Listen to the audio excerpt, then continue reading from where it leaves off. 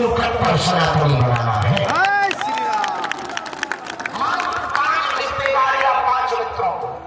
दूसरा भगवान अभिमान। क्या? भगवान अभिमान। अपने हर घर के बाहर जो आप ये धर्म ध्वज लेकर आए हैं, जो लेकर आए वो लेकर जाना, अपने घर पर लगाना और सबको बताना ये वही धर्म ध्वज है। हिंदुओं की एकता की ताकत जब सड़कों पर लहरा रही थी, ये धर्म भी पर लहरा रहा था। अथवा जंगल नहीं है वो ले लेना। तीसरा पर ये दूसरा मानोगे? अरे जरा जोर से। अरे मानोगे?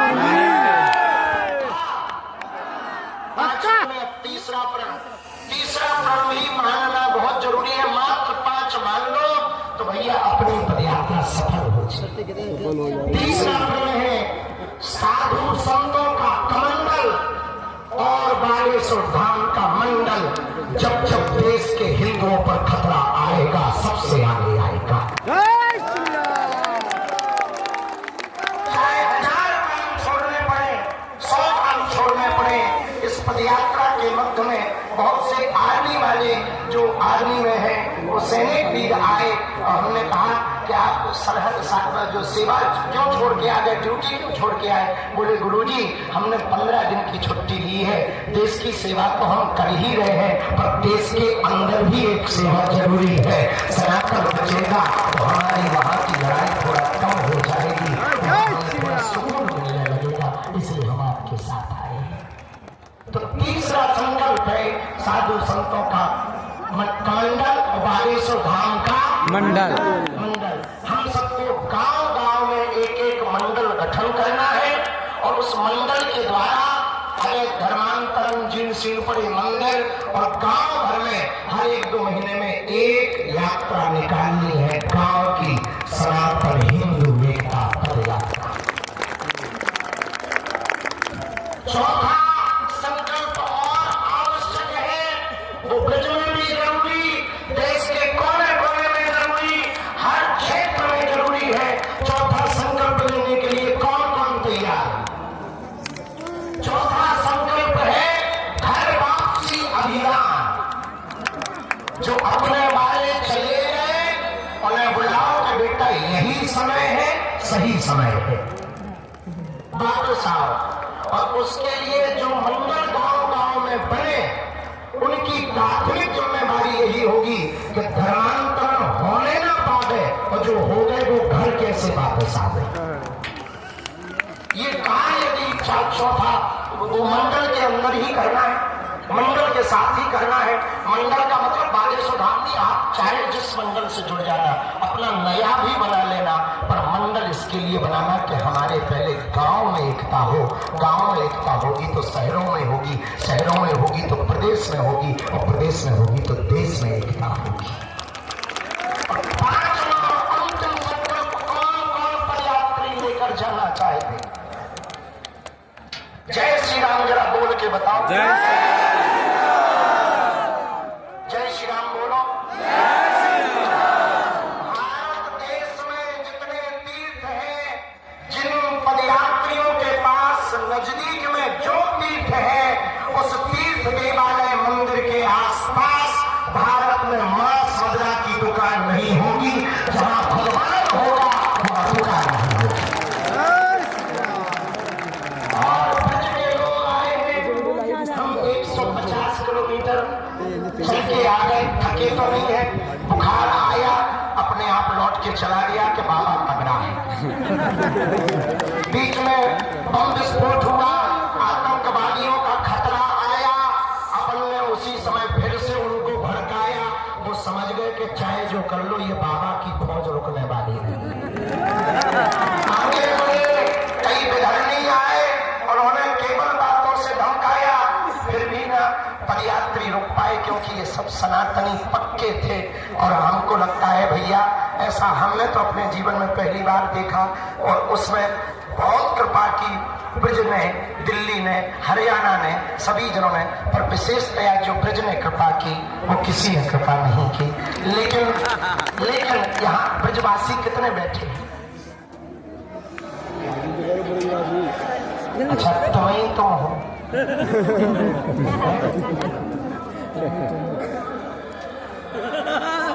पदयात्री खाना खा आजा भैया नंबर में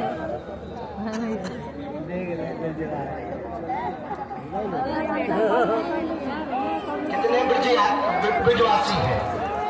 जय श्री राम। पहले तो सभी ब्रजवासी जितने हैं हम उन्हें दंडवत प्रणाम कर रहे हैं। अरे गुरु जी पाँव दंडवत कर रहे थे ना।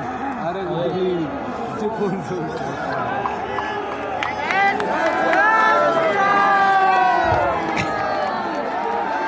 आपने जो कृपा की, आपने जो आशीर्वाद दिया,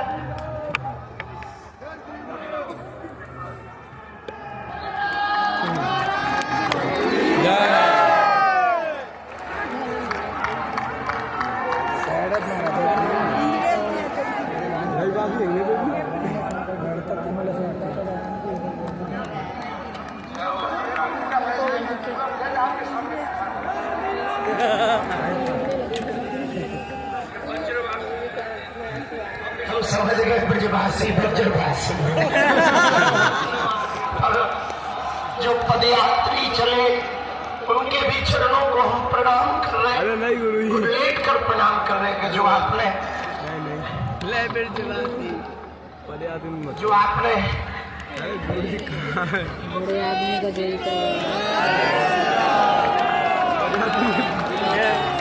जो आप सबने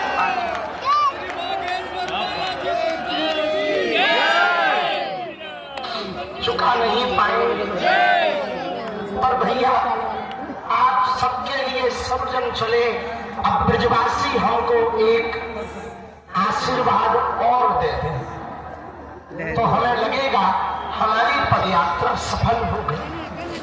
नहीं तो हमको लगेगा कि आशीर्वाद तो मिला, थोड़ी हमारी ही चूक रह गई।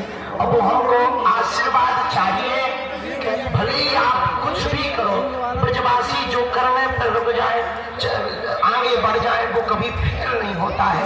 जब ठाकुर जी को गोवर्धन पर्वत आप सबने उठवा दिया, बड़ी बड़ी लीला करवा दी, एक वचन दे दो जहाँ वृंदावन में अंदर जाते ही पूज्य बाबा प्रेमानंद जी परिक्रमा के लिए मुड़ते हैं, वहाँ भी एक मदिरा की दुकान है।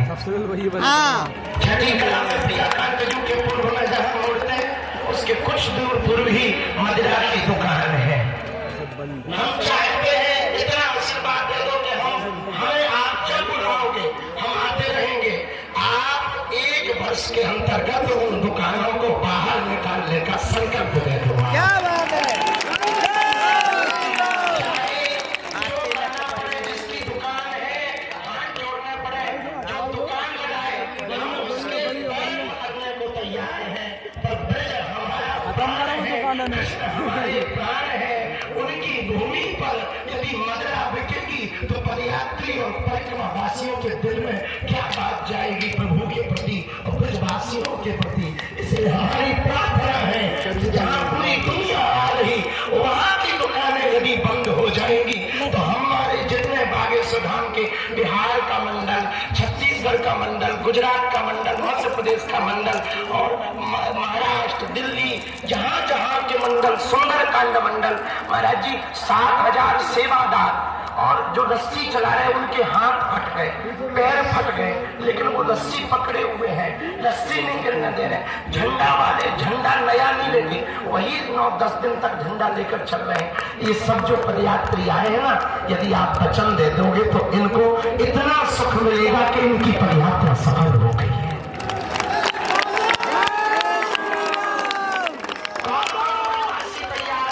हम लोग हटाई देंगे भैया ब्रजवासी को।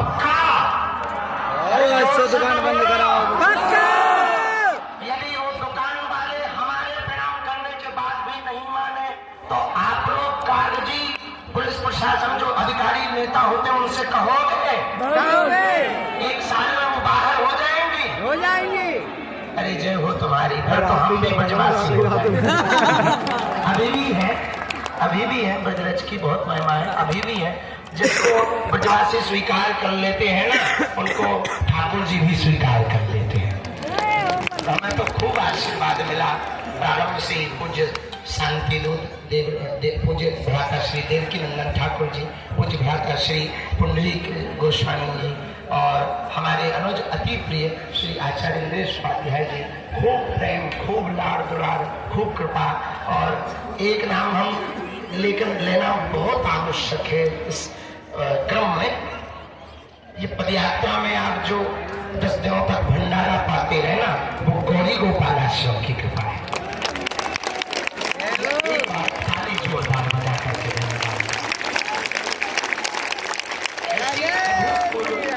पहली दिन जब बैठक हुई थी तो आपने मंच से कहा था, महाराज जी आप पदयात्रा करके लोगों को लाओ, हम खिलाएंगे।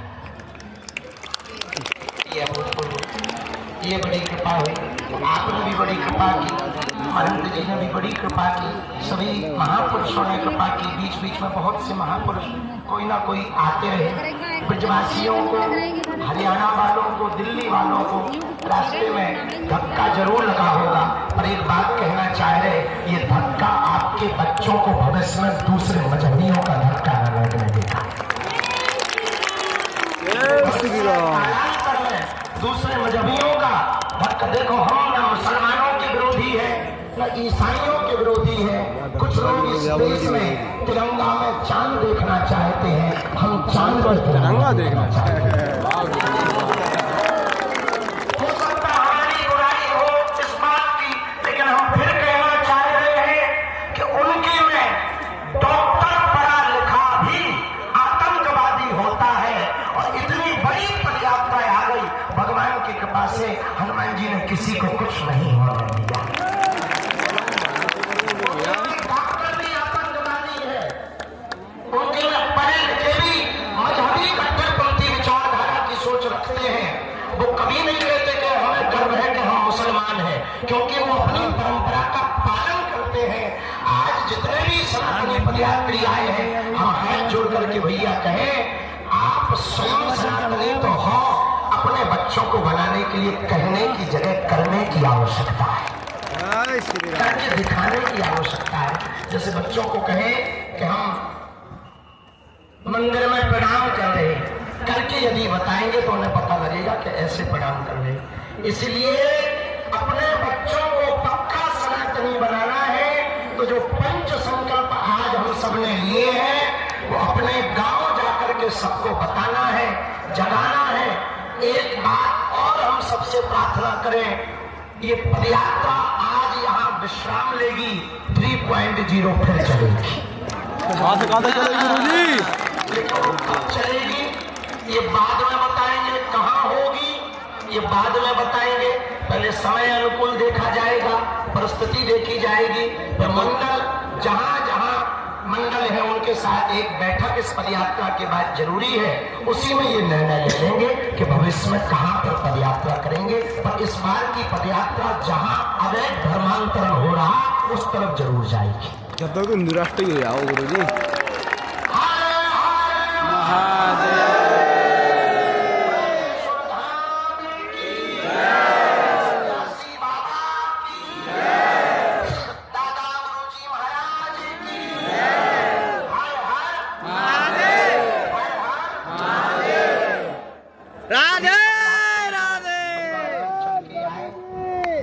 आप लोग, हम लोग यहाँ से आगे विदा लेंगे। विदा लेने के पूर्व में हनुमान चालीसा का पाठ करके जाएंगे और जो संकल्प यहाँ पर लिए, जो यहाँ पर उपस्थित है वो इस बात को भी सुने कि ठाकुर जी के मंदिर में यदि आपके दर्शन ना हो पाए तो मन परेशान ना रखना, हम आपके बदले प्रणाम कर आएंगे।